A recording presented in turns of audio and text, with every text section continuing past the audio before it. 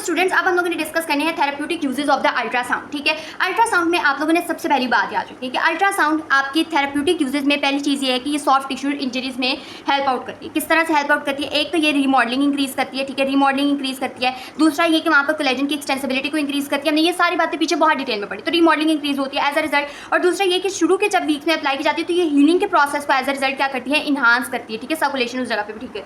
दूसरा क्या करती है? पेन रिडक्शन करती है। पेन रिडक्शन मैंने आपको कहा कि गेटिंग मैकेनिज्म के थ्रू करती है, इसके मैकेनिकल इफेक्ट्स यहाँ पर काम आते हैं। और रिपेयर को जो है ना, वो टिश्यू रिपेयर को जो है वो इन्हांस करती है, जो कि हम लोगों ने पीछे पढ़ा था कि तीनों फेजेस के अंदर अप्लाई होती है। इसके बायोलॉजिकल इफेक्ट्स यहाँ पर काम पे आते हैं। उसके बाद हमारे पास क्या आते हैं?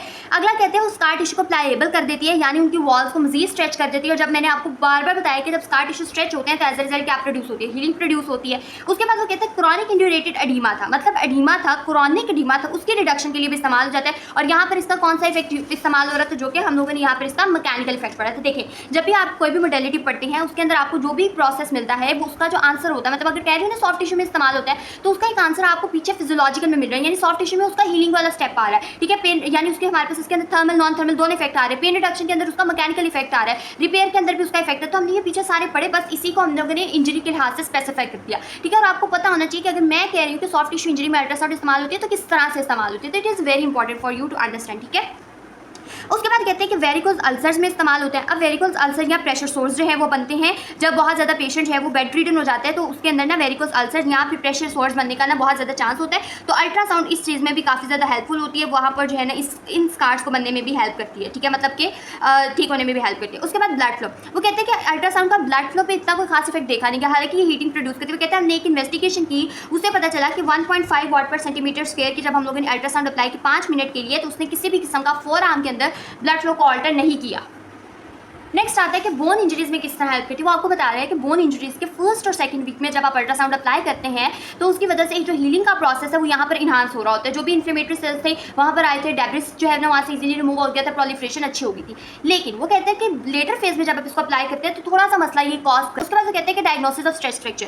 देखिए, जब भी हम लोग स्ट्रेस फ्रैक्चर वाले एरिया पे अल्ट्रासाउंड अप्लाई करते हैं ना तो वो उसमें बहुत ज़्यादा पेन होती है, सीवियर पेन होती है पेशेंट को। इसलिए हम कहते हैं कि अगर हम लोग फॉर एग्जाम्पल ट्रीट कर रहे थे और हमें ना पता नहीं था कि पेशेंट को स्ट्रेस फ्रैक्चर हुआ, ना ही पेशेंट ने हमें बताया था, कोई सालों पुरानी इंजरी थी और हम लोगों ने नोटिस नहीं किया और बस पेशेंट आपको बता रहे थे कि मुझे वहाँ पर पेन हो रही है, ठीक है ना, और ना ही हम लोगों ने एक्सरे का नोटिस किया, तो वहाँ पर हम सीधा अल्ट्रासाउंड लेके जा रहे हैं। पेशेंट अगर सीवियरली पेन की कंप्लेन कर रहा है तो दैट मीन्स कि वहाँ पर कोई hidden small micro stress fracture था जो कि समटाइम्स आपको एक्सरेज में भी रेडियोग्राफी में भी इतना प्रोमिनेंट नहीं हो रहा था, ठीक है। उसके बाद plantar warts. Plantar warts athletes के अंदर बड़े ज़्यादा कॉमन होते हैं, ठीक है। एथलीट्स के अंदर होते हैं, वायरल इन्फेक्शन की वजह से हो सकती है, किसी भी वजह से हो सकते हैं, एथलीट्स के अंदर कॉमन होते हैं, तो इसके अंदर भी जो अल्ट्रासाउंड है वो काफ़ी हेल्पफुल होती है। उसके बाद प्लेसिबो इफेक्ट। प्लेसिबो इफेक्ट ना किसी भी चीज़ के ऐसे इफेक्ट्स को कहते हैं जो ट्रूली वो प्रोड्यूस नहीं कर रहा होता लेकिन पेशेंट के दिमाग में होता है। यानी इसकी एक बहुत कॉमन एग्जांपल है कि पेशेंट को एक सिंपल से आपने मेडिसिन दे दिया और पेशेंट को एग्जैजरेट कर रहा था, पेशेंट की मुझे बहुत ज़्यादा दर्द हो रही है और आपने उसको एक सिंपल से मेडिसिन दे दी जो कि बेशक पेन को रिलीफ नहीं करी, लेकिन आपने उसको एक गोली दे दी, ठीक है, आप उसको कैंडी कह ली, ठीक है, आपने वो दे दिया और वो पेशेंट है ना वो ठीक हो गया, उसको बस ये तसल्ली होगी कि हाँ भाई मुझे कोई ना कोई दवाई मिल गया। तो अल्ट्रासाउंड इस चीज़ में भी जो है ना वो आ रही होती है।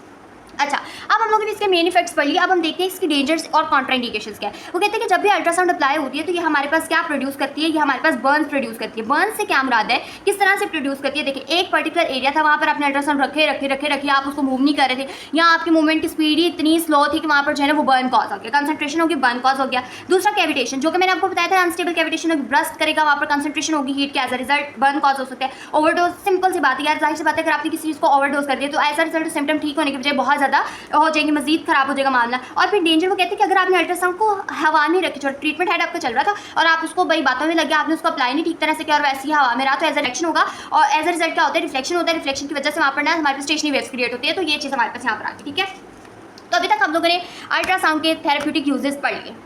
अल्ट्रासाउंड का लास्ट पार्ट कॉन्ट्राइंडिकेशन, बस 2 to 3 मिनट्स की वीडियो होगी। सबसे पहले हमें पता है कि हम अल्ट्रासाउंड को वैस्कुलर कंडीशन में अप्लाई नहीं कर सकते। देखिए, थ्रोम्बोफ्लेबाइटिस हुआ है या किसी भी जगह पे थ्रोम्बस था या कोई भी ऐसा इम्बोलस था जो कि ब्रेक कर सकता था, तो हम नहीं अप्लाई करते, क्योंकि हमें पता है अल्ट्रासाउंड जब अप्लाई होगी वो उसके मैकेनिकल इफेक्ट से भी डिस्टर्बेंसेस कॉज करेगी, तो ब्रेक होकर जो है वो किसी ऐसी जगह को ब्लॉक कर सकते हैं जो कि ज़्यादा डेंजर हो सकती है, तो हम ऐसी जगह पर रिस्क नहीं ले सकते। एक्यूट सेप्सिस है, देखिए आपको एक चीज़ पता चल रही है कि अल्ट्रासाउंड ऐसी चीज़ है जो कि सर्कुलेशन इंप्रूव करेगी, वहाँ पर सर्कुलेशन इंक्रीज करेगी, हीट प्रोड्यूस होगी, ये सारे कुछ इस तरह के इफेक्ट प्रोड्यूस करेगी, ठीक है। अल्ट्रासाउंड अप्लाई हो रही है तो ट्रांसमिशन भी होगी, माइक्रो स्ट्रीमिंग स्ट्रीमिंग भी होगी, फ्लूइड भी जाएगा, सर्कुलेशन आप भी इंप्रूव करें तो माइक्रो स्ट्रीमिंग वगैरह भी होगी, ठीक है, ये सब चीज़ें भी होंगी। तो एज अ रिजल्ट अगर वहाँ पर कोई एक्यूट सेप्सिस था, वहाँ पर कोई इन्फेक्शन था, कोई वायरल इन्फेक्शन था, हार्पिस जोस्टर था, कोई इस तरह का इन्फेक्शन था, ऊपर आप अल्ट्रासाउंड अप्लाई करते हैं, इन्फेक्शन तो स्प्रेड ही होगा ना, तो obviously you are not allowed to do that. उसके बाद हमारे पास रेडियोथेरेपी। अब यहाँ पर आपने यार रेडियोग्राफी की बात नहीं करी। रेडियोग्राफी तो यह है कि थोड़ी देर के लिए आपको जो भी आप लोगों ने रेडिएशन दिया और उसकी वजह से यहाँ पर रेडियोथेरेपी की बात हो रही है। वो कहते हैं रेडियोथेरेपी की वजह अल्ट्रासाउंड के डिवाइटलाइजिंग इफेक्ट होते हैं, वो उस चीज़ को मजीद जो है ना खराब कर सकती है, इसलिए हम लोग ना मतलब कि वो जो चीज़ है वो मजीद इरिटेट हो सकती है, इसलिए हम लोग जो है ना वहाँ पर रेडियोथेरेपी जहाँ पर हमने अप्लाई किया तो विद इन द 6 मंथ्स हम अल्ट्रासाउंड अप्लाई नहीं करते। मतलब कि यहाँ तो अल्ट्रासाउंड अप्लाई करने के बाद हम लोग रेडियोथेरेपी नहीं करते, या फिर अगर रेडियोथेरेपी की हुई है तो उसके बाद हम एटलीस्ट 6 महीने का वेट करते हैं कि हम उस जगह पे अल्ट्रासाउंड है। This is what they have written in the book. उसके बाद वो कहते हैं कि ट्यूमर्स, वो कहते हैं कि अगर एक जगह पर ट्यूमर बने, मैंने आपको पीछे भी बताया था ट्यूमर बने या कोई ऐसी चीज़ है जो ब्रेक हो सकती है, तो ट्यूमर मेटास्टाइज होकर किसी ऐसी जगह को ब्लॉक कर सकते हैं, या फिर जो है ट्यूमर स्प्रेड हो सकता है, जो कि अच्छी बात नहीं है, ठीक है। उसके बाद वो कहते हैं कि प्रेगनेंसी में जो है ना ये फीटस को के साथ ऑल्टर कर सकता है, ठीक है, उसकी प्रोडक्शन को खराब कर सकते हैं, उसकी ग्रोथ का अफेक्ट कर सकते हैं, इसलिए प्रेगनेंसी में बैक और एब्डोमेन को ट्रीट नहीं करते, ठीक है, you don't have to take that risk. उसके बाद वो कहते हैं कि कार्डिक कंडीशन में हम बहुत लो इंटेंसिटीज इस्तेमाल करते हैं, हाई इंटेंसिटीज होगी तो वो पेसमेकर ना भी लगाओ तो हमारे पास हमारी नर्व जैसे कि वेगस नर्व है जो कि हार्ट को स्टिमुलेट करती है, उसके साथ इंटरफेयर करेगी, जो कि नेगेटिव चीज़ है। उसके बाद वो कहते हैं कि कार्डिक पेसमेकर्स अगर अप्लाई किया तो आप लोगों ने अल्ट्रासाउंड इस्तेमाल नहीं किया। कार्डिक पेसमेकर्स में हमें पता है कि हम बहुत से करंट्स भी यूज़ नहीं कर सकते, इसमें सिर्फ एक ही थेरेपी जो है ना वो इस्तेमाल होती है, and that I guess is interferential current therapy, I am not sure about it. उसके बाद वो कहते हैं कि हेमरेज, ऑब्वियसली बात है हेमरेज, और पर्टिकुलरली ऐसा हेमरेज है जो कि ब्लीडिंग हेमरेज है, मतलब उसमें अभी भी ब्लड है, तो ब्लड अभी भी उससे निकल रहा है, तो आप उसमें अल्ट्रासाउंड अप्लाई नहीं कर सकती है। तो बच्चे अंडरस्टूड सी बात है कि वो मैकेनिकल इफेक्ट प्रोड्यूस करेगा, उस जगह पे जो भी ब्लड फ्लो है वो मजीद खराब हो जाएगा, मजीद जो है वो कंडीशन खराब हो जाती है। सीवियर इस्कीमिया किसी जगह पे, बात आपको समझ आ रही है कि जी एक जगह पे हमें पता है कि अल्ट्रासाउंड अप्लाई होती है, वो हीट प्रोड्यूस करती थी,